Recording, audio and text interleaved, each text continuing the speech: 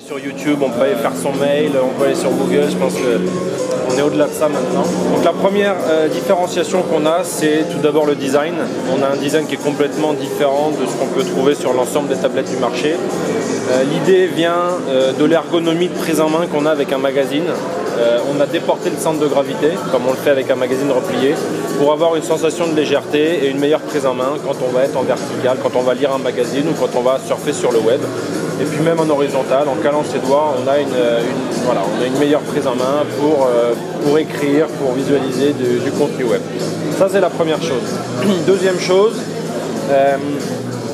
ça aussi c'est fondamental pour nos consommateurs, c'est la plateforme de contenu qu'on va apporter avec cette tablette. On va couvrir 100% des contenus multimédia numériques qui existent, à commencer par la musique avec Music Unlimited.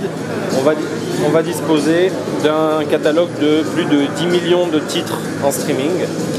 La plateforme Video Unlimited, on va disposer de plus de 1200 films directement sur la tablette, à louer ou à acheter. Sachant que dans les deux cas, et ça c'est la grosse nouveauté du Sony Entertainment Network, c'est qu'avec le même identifiant, on va pouvoir profiter de son contenu sur tous les produits qui sont liés au Sony Entertainment Network, donc un Vaio ou une télé ou même un smartphone, avec le même identifiant, pas besoin d'acheter deux fois les contenus comme c'était le cas jusqu'aujourd'hui. Troisième chose, le jeu. Donc on a bien sûr accès à tous les jeux Android, mais en plus on a la plateforme PlayStation, puisqu'on a un produit qui est PlayStation Certified, sur lequel on va retrouver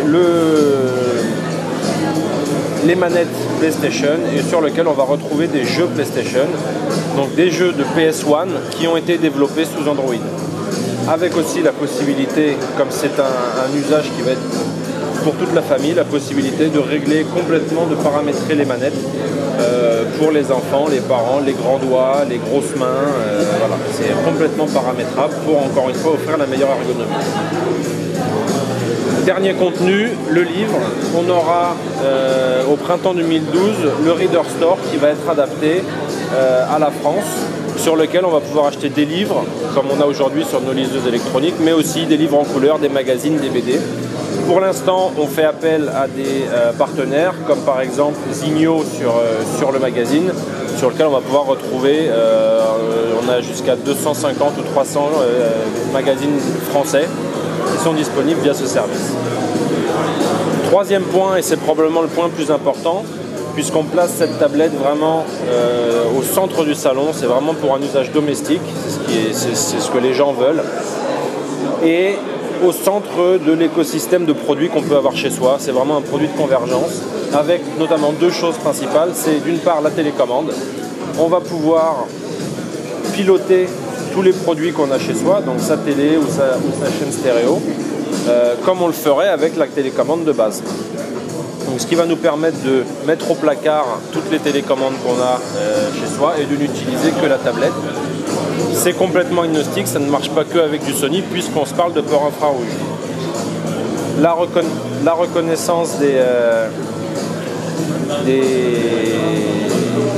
périphériques est déjà préinstallée. Donc par exemple pour une téléviseur, on a déjà toutes les marques de télé qui sont préinstallées. Si jamais il en manque une, on a la possibilité d'assimiler la commande en les appairant via l'infrarouge. Dernier point, le DLNA.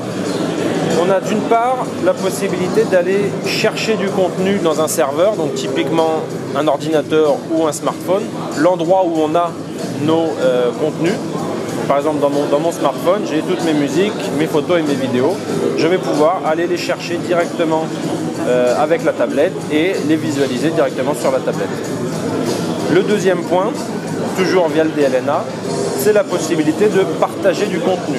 Donc j'ai ma musique que j'ai soit sur la tablette, soit encore une fois sur un serveur, qu'on peut écouter directement sur la tablette, mais qu'on peut aussi partager sur le device qu'on a à la maison, comme par exemple la chaîne IFI.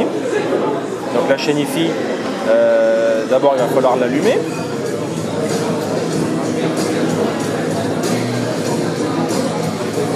Voilà, donc je l'allume toujours avec la tablette puisqu'on est sur de l'infrarouge. Et je vais reprendre ma musique. Donc Avec notre lecteur de musique, on a aussi la possibilité de visualiser les paroles, ça c'est assez sympa quand on veut se faire une soirée karaoké. Et puis donc avec le bouton qui est là, le bouton Throw, la tablette va reconnaître tous les dispositifs qui sont connectés. Donc là, la musique, je vais pouvoir l'envoyer soit sur la télé, soit directement sur la chaîne IFI d'un simple geste en faisant glisser l'icône vers la chaîne IFI.